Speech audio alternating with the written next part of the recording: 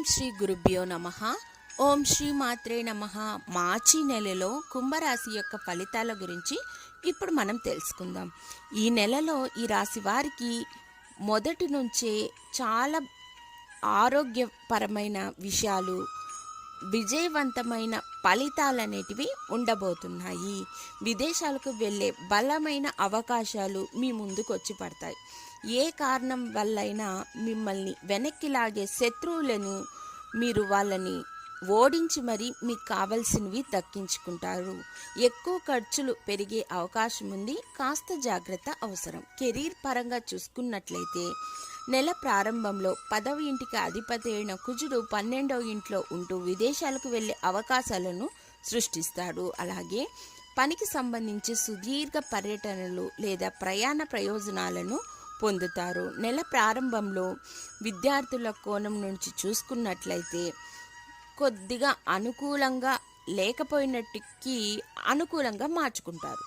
5వ ఇంటికి అధిపతి అయిన బుధుడు మీ రాశిలో ఉన్నందువలన విద్యారంగంలో ఆసక్తిని పెంచుకోవడానికి, ఏకాగ్రత స్థాయిని మెరుగుపరుచుకునేందుకు నెల మధ్యం నుంచి మీరు ఆసక్తి చూపుతారు. ఈ రాశి వారికి విద్యలో చాలా మంచి కృషి ఏర్పడి మంచి మార్కులతో పాస్ అవుతారు. కుటుంబ విషయానికి వస్తే ఈ నెలలో మధ్యస్థంగా ఉంటుంది. రాహు అనిశ్చితి అనేది మీ పట్ల పెరుగుతుంది. రాహు యొక్క అనుగ్రహంతో కొన్ని మాయల నుంచి తప్పించుకొని భగవంతుని వైపు కొంచెం మీ యొక్క అడుగులు, ఆధ్యాత్మిక చింతన అనేది పెరుగుతుంది. అలాగే 5వ ఇంటికి అధిపతి అయిన బుధుడు మొదటి ఇంట్లో కూర్చున్నందువలన దీని కారణంగా ప్రేమ వ్యవహారాలు ఏవైనా ఉంటే ఇంట్లో వాళ్ళని ఒప్పించి మరీ పెళ్లి చేసుకుంటారు. స్వేచ్ఛగా ఉంటారు. స్వేచ్ఛగా మాట్లాడడానికి ఇష్టపడతారు.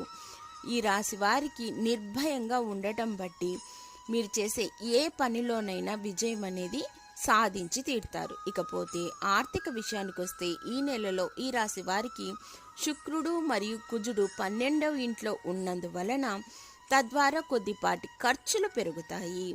మీ ఆనందానికి అనుగుణంగా విలాసవంతమైన జీవితాన్ని గడపడానికి ఇష్టపడతారు.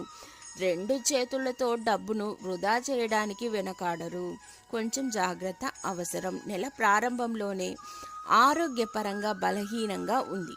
12వ ఇంట్లో కుజుడు, శుక్రుడు మరియు 2వ ఇంట్లో రాహు ఉండడం బట్టి ఆరోగ్య సమస్యలు తగ్గుముఖం పడతాయి.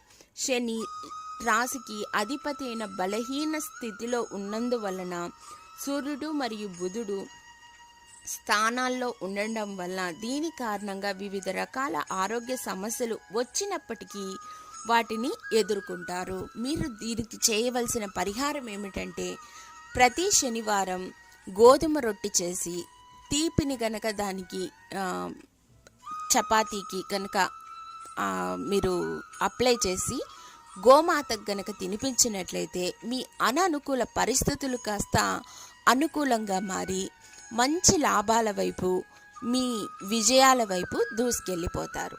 ధన్యవాదములు.